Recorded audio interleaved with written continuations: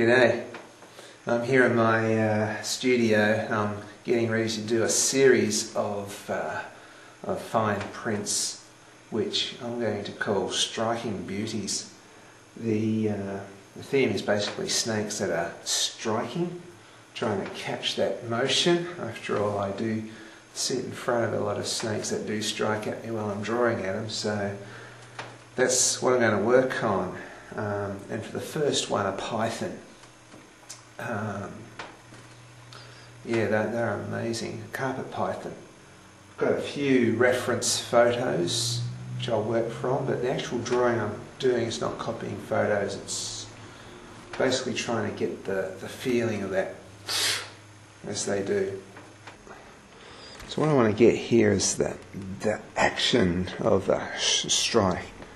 So there's a python, put a bit of a limb here. So I just draw pretty quickly and roughly to start with. Now let's define this a bit.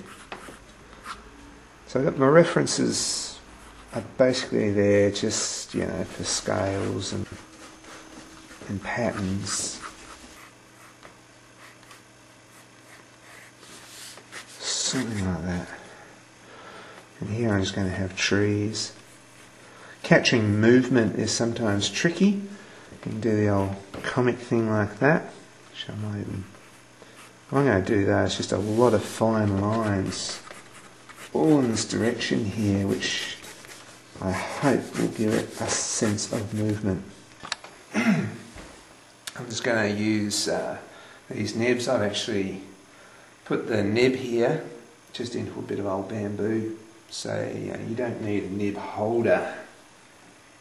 You can buy all these fancy nib holders, but maybe I just like the natural things. But a little bit of bamboo, a bit of sugar cane or bamboo or a twig, and just glue them on, because at the end you can just chuck the whole thing away. So you can spend like $3 or $4 on a nib holder and just glue it onto this. I always try and get the cheapest nibs I can find. For some reason they are better than all your calligraphy ones. They're a bit hard to find these days. Keep in mind, 100 years ago people used to write with this stuff, and there's a certain art here which is being lost. It's been lost because of the ballpoint biro.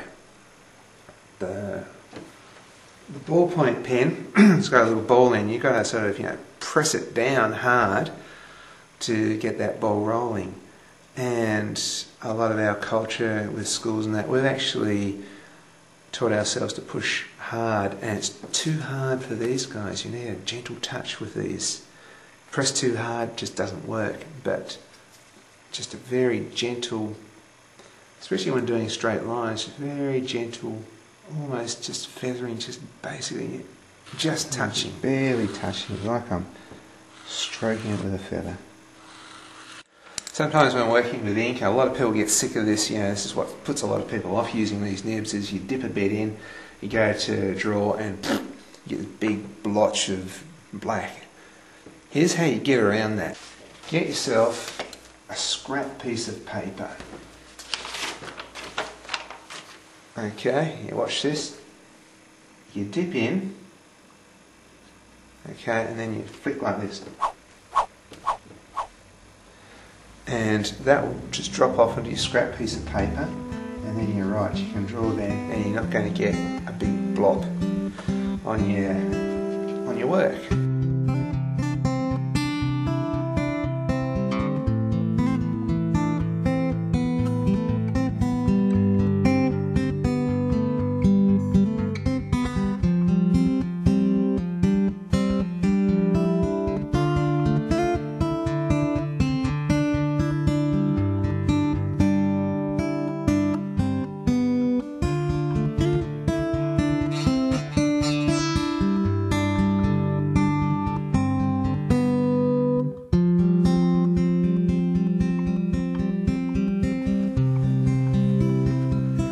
Next I'll use a paintbrush, just a long thin liner.